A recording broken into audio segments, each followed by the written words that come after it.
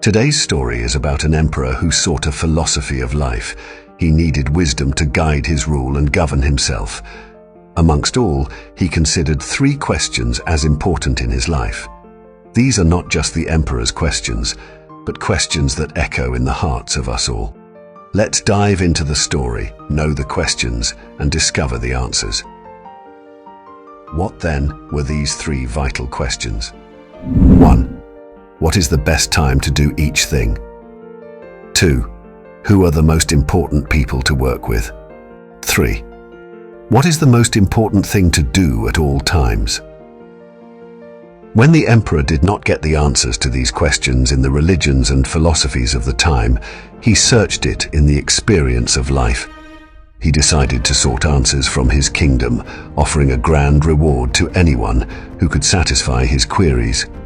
Yet the answers he received were as varied as the people who presented them, and none resonated with the emperor's soul.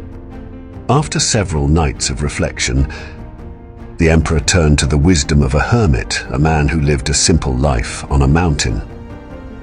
The emperor knew that the hermit only attended the poor and avoided persons of wealth or power. So the emperor disguised himself as a simple peasant and ordered his attendants to wait for him at the foot of the mountain while he climbed the slope alone to seek the hermit.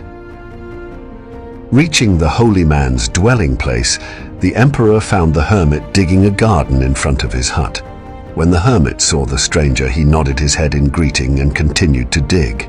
He was an old man, and each time he stuck his spade into the ground to turn the earth, he breathed heavily. The emperor approached him and posed his 3 questions. The hermit listened attentively, but only patted the emperor on the shoulder and continued digging. Seeing the hermit's fatigue, the emperor offered to help. The hermit thanked him, handed the emperor the spade, and then sat down on the ground to rest. After digging 2 rows, the emperor stopped and turned to the hermit, repeating his 3 questions. The hermit, silent, requested that he takes over the digging, but the emperor continued to dig. Hours passed, the sun began to set, and still the hermit offered no answers. As the emperor did not get any response from the hermit, he prepared to leave.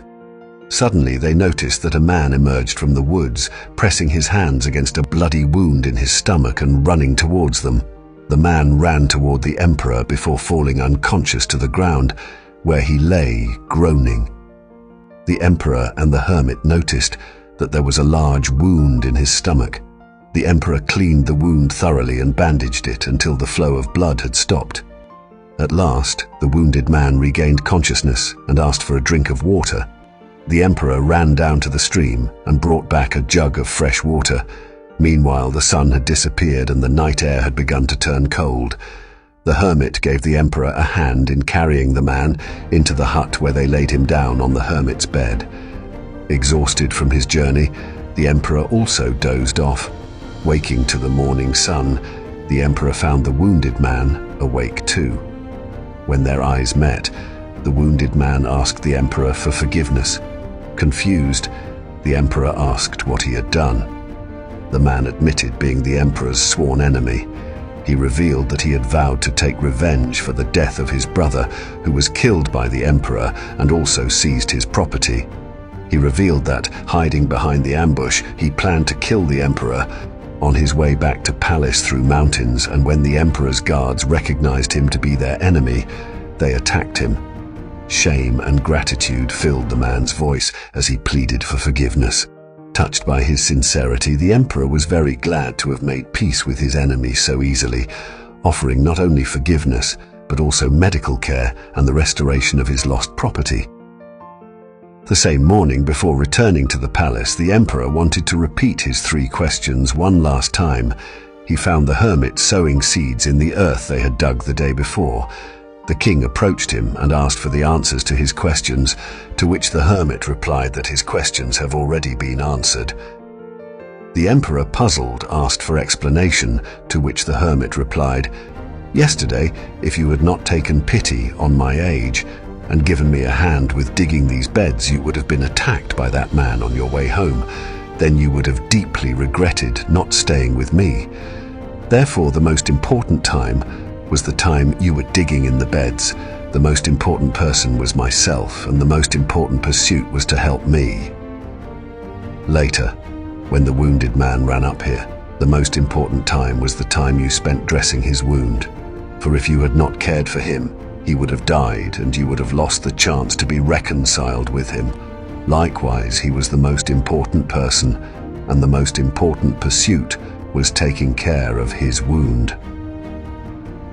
Remember that there is only one important time, and that is now. The present moment is the only time over which we have dominion.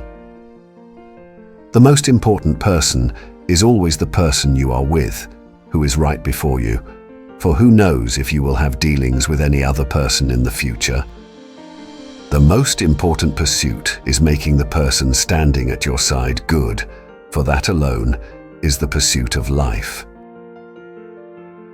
So see, in our daily lives we often get caught up in the hustle and bustle, losing sight of the significance in the seemingly ordinary moments. This story reminds us to pay attention to the people around us, to extend a helping hand when needed. While solitude is a part of life, there comes a unique moment when we stand alone, facing ourselves. It is in these moments that we become the most important person in our own world. The hermit's wisdom underscores the kindness we can show to ourselves during these solitary moments. Taking good care of ourselves becomes a paramount act. Nourishing our minds, bodies, and souls is akin to treating ourselves as the precious treasures we truly are. So let's carry this wisdom forward. Be present, be kind, and above all, remember that along with the people around us, sometimes the most important person you need to care for is simply you. May this story serve as a gentle reminder to embrace life's simplicity, practice mindfulness, and cultivate self-compassion.